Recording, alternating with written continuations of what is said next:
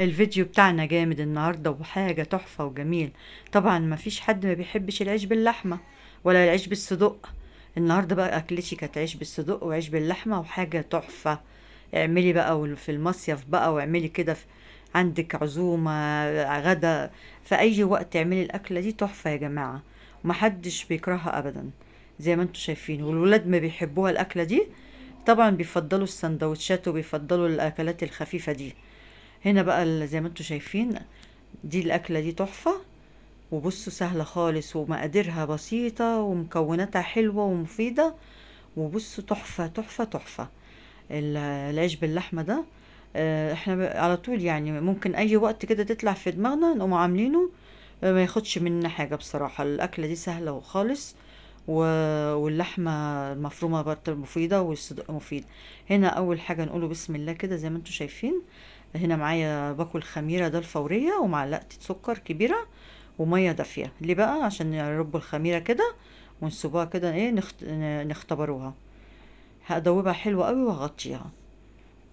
الطريقة سهلة خالص الحقيقة النهاردة. بس هركنها على جنب بقى كده.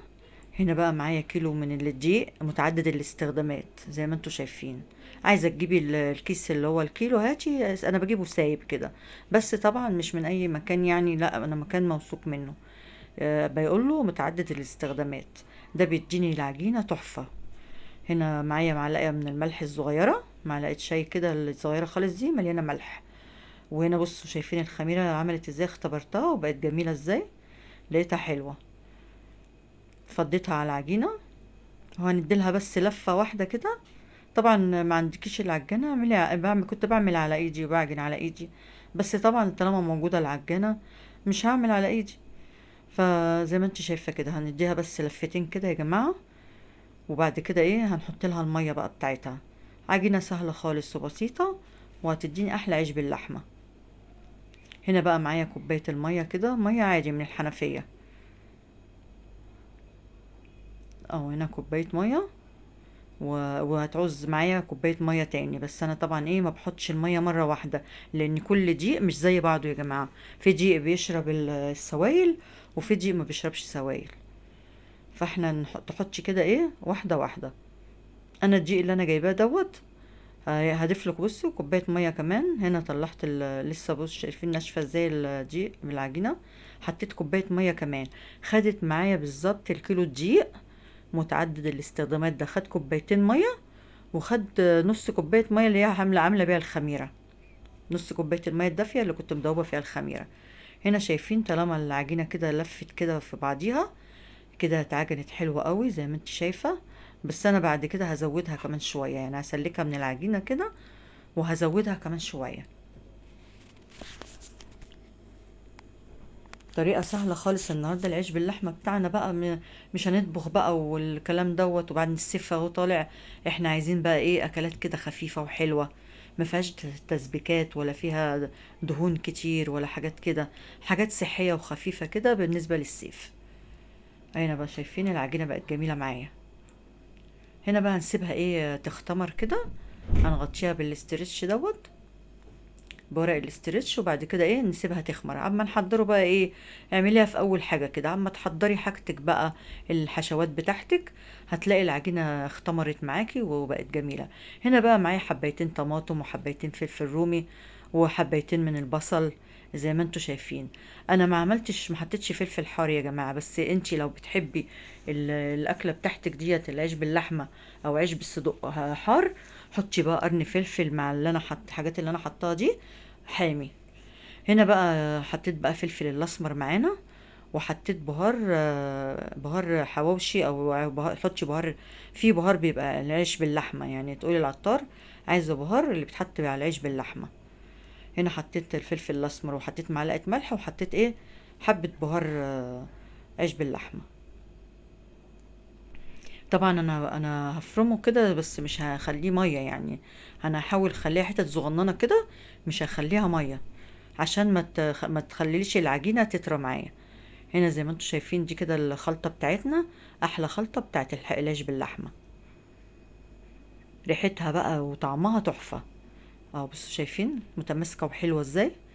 هنحط بقى عليها نص كيلو من اللحمه المفرومه. كل الكلام ده مع بعضه كده، وهنقلبه حلو قوي. قلبيه حلو قوي لغايه ما تتجانس في بعضها كده، وتحسي انها كده كلها ميه واحده شربت الخلطه بتاعتي. ريحتها بقى تحفه. هنا بقى ايه، خلاص عملت اللحمه. هنا هقطع الصدق زي ما انتم شايفين كده. احنا بما اننا بقى اسكندرانيه بنقوله صدق.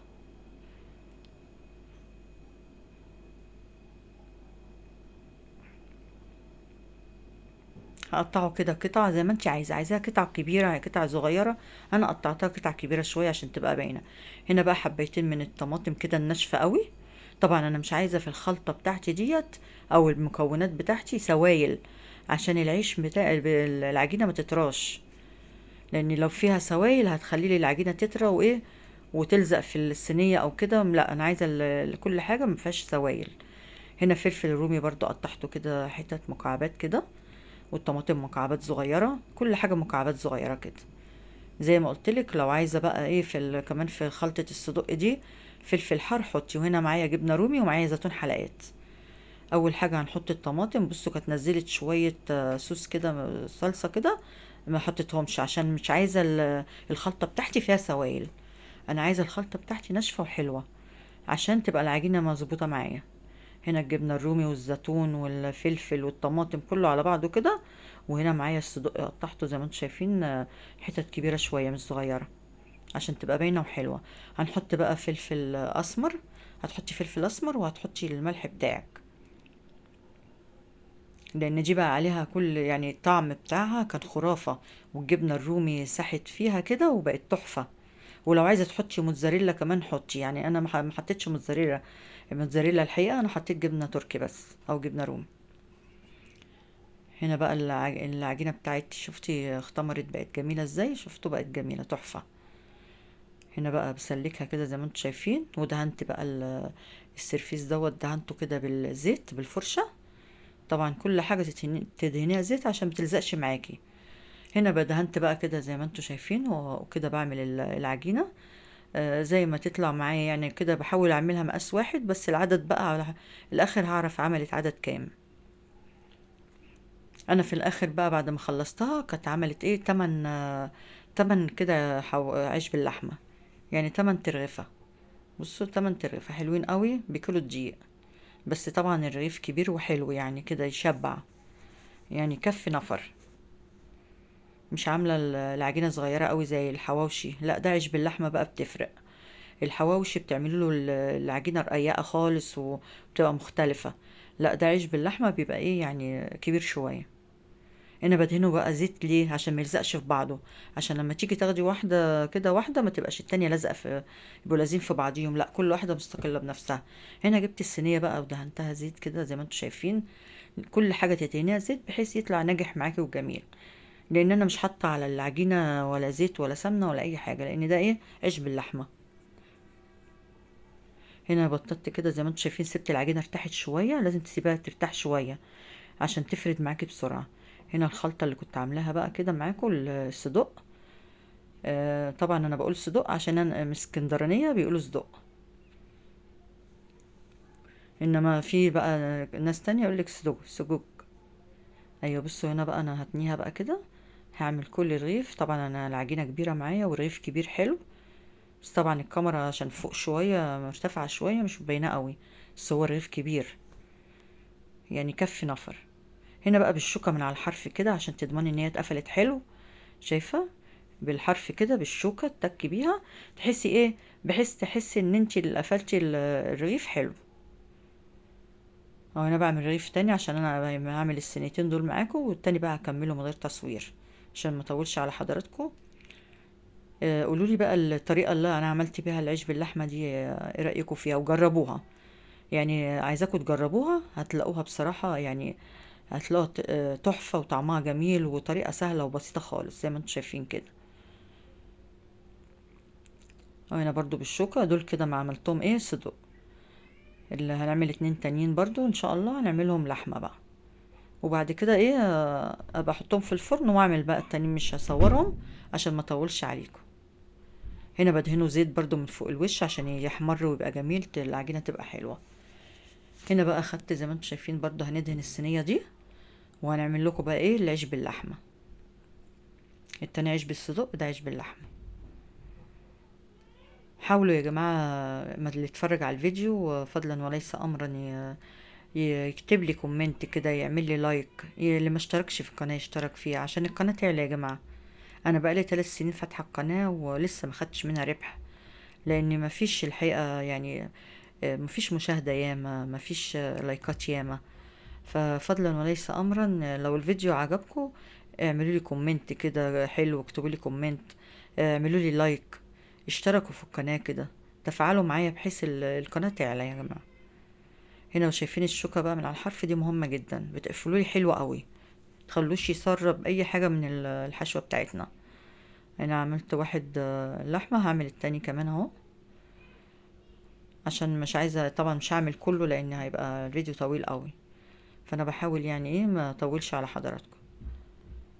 وانا ده اهم حاجه تزودي الحشوه كده، الحشوه كل ما تبقى كتيره بتبقى حلوه، يعني كل ما بتملي العيش باللحمه كده الرغيف كده بتمليه بيبقى طعمه حلو وبيبقى مليان وحلو.